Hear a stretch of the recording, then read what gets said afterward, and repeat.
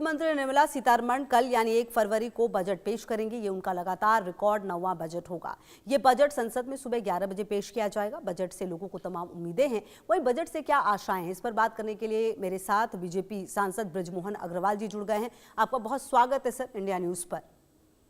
तो सर, मेरा सबसे पहला सवाल यही है कि बजट आने वाला है, तो इसमें स्वास्थ्य और शिक्षा क्षेत्रों पर बजट का जो फोकस है वो कितना होगा, और महामारी के बाद, कोरोना के बाद की चुनौतियां जो है उससे कैसे संबोधित किया जाएगा? तेजी से विकसित होने वाली अर्थव्यवस्था अगर कोई रही है तो वो हिंदुस्तान की अर्थव्यवस्था, भारत की अर्थव्यवस्था रही है।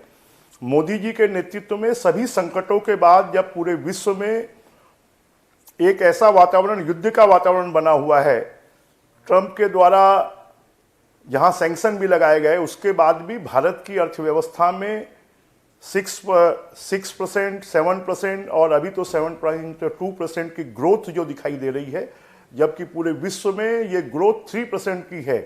तो भारत की अर्थव्यवस्था बहुत मजबूत है। और प्रधानमंत्री जी ने आयुष्मान योजना के माध्यम से स्वास्थ्य के क्षेत्र में बड़ा क्रांतिकारी कदम उठाया। 70 साल से ऊपर के लोगों के लिए मुफ्त इलाज 5 लाख रुपए तक की योजना लाई। पूरे देश में मेडिकल कॉलेजों की संख्या बढ़ाई। तो स्वास्थ्य के क्षेत्र में और प्रधानमंत्री श्री स्कूल के माध्यम से, अन्य योजनाओं के माध्यम से शिक्षा और स्वास्थ्य जो है वो बहुत तेजी से विकसित होगा और विकसित भारत की जो कल्पना है उसको पूरा करेगा। बिल्कुल। अच्छा सर, मेरा एक सवाल ये भी था कि फिस्कल डेफिसिट का लक्ष्य रखा जा सकता है, और इसे हासिल करने के लिए क्या राजस्व बढ़ाने की क्या रणनीतियां होंगी फिर? देखिए, फिजिकल डेफिसिट जो है वो शायद अभी पूरे देश में सबसे कम 3.2% है, विश्व में सबसे कम है। और उसको कम करने के लिए आप देखेंगे कि जो जीएसटी का रिफॉर्म लाया गया है, वो जीएसटी के रिफॉर्म से, जितने भी रिफॉर्म लाए गए उससे कहीं ना कहीं भारत की अर्थव्यवस्था मजबूत हुई है। भारत का टैक्सेशन सिस्टम मजबूत हुआ है। भारत की जो इंफ्रास्ट्रक्चर है उस क्षेत्र में भारत में तेजी से विकास हुआ है, और इतने तेजी से विकास पूरे देश में नहीं, पूरे विश्व में नहीं हुआ है। तो फिजिकल डेफिसिट जो है वो लगातार कम हो रहा है, पूरे विश्व की तुलना में सबसे कम है। बिल्कुल। अच्छा सर, विदेशी निवेश को आकर्षित करने के लिए बजट में कौन से सुधार या फिर इनिशिएटिव्स की उम्मीद की जाती है? जैसे एफडीआई नियमों में ढील वगैरह, कुछ ऐसी उम्मीद हम कर सकते हैं?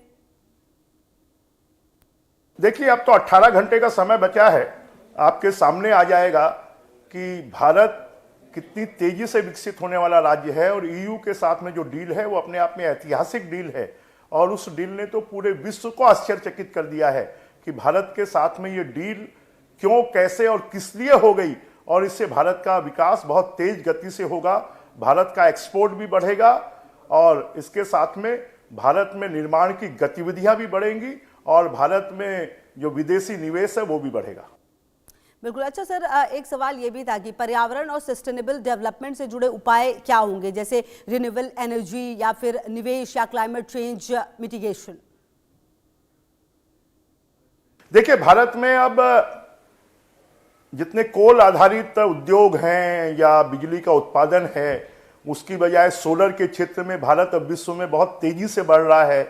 साथ में हवा से बिजली का उत्पादन ये भी तेजी से बढ़ रहा है। एटॉमिक एनर्जी, हाइड्रो एनर्जी, इसकी तरफ भी हम बढ़ रहे हैं। तो इसके माध्यम से पर्यावरण को और जो क्लाइमेट चेंज है उसका सामना करने में भी सबसे ज्यादा सक्षम अगर कोई हो रहा है तो भारत देश हो रहा है। बिल्कुल। अच्छा सर, देखा जाए तो डिजिटल अर्थव्यवस्था और स्टार्टअप्स के लिए बजट में क्या प्रोत्साहन मिल सकता है, जैसे कि टैक्स ब्रेक्स या फिर फंडिंग, ऐसा कुछ होगा क्या? निश्चित रूप से 12 लाख तक के टैक्स को मुफ्त कर और सरकार ने नए जो इनोवेशंस हैं, जो स्टार्टअप्स हैं, उनको बहुत ज़्यादा प्रमोट किया है। और सबसे ज़्यादा पूरे विश्व की तुलना में अगर स्टार्टअप कहीं पर सबसे ज़्यादा है तो वो हिंदुस्तान में है, और उनकी संख्या आज की समय पर 5 लाख से ज़्यादा है। और आने वाले समय पर और ज़्यादा देश के नौजवानों को स्टार्टअप की तरफ, स्टैंडअप की तरफ और देश के विकास में उनका योगदान कैसे ज़्यादा से ज़्यादा हो सकता है, इसकी तरफ सरकार ध्यान दे रही है। बिल्कुल। अच्छा सर, बजट में अगर महिलाओं की बात की जाए और अल्पसंख्यकों की बात की जाए तो उनके आर्थिक सशक्तिकरण के लिए कौन सी नई पहल आ सकती है? भारतीय जनता पार्टी एनडीए की सरकार मोदी जी के नेतृत्व में सबका साथ, सबका विकास, सबका विश्वास, इसके ऊपर में काम कर रही है। इसलिए किसी वर्ग को कोई अछूता नहीं रखा है।